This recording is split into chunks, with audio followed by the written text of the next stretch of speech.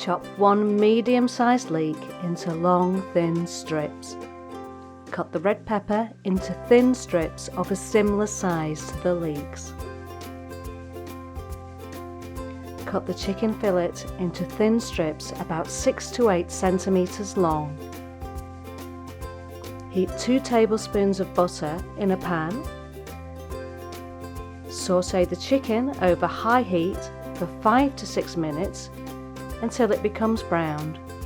Add the chopped leeks, stir for a minute, then add the red pepper and stir for another minute before adding the frozen peas.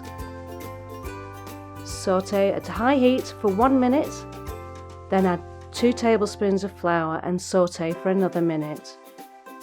Add half a cup of hot water and cook over medium heat for about 15 minutes. Add 3 tablespoons of cream, remove from the heat, serve hot and enjoy.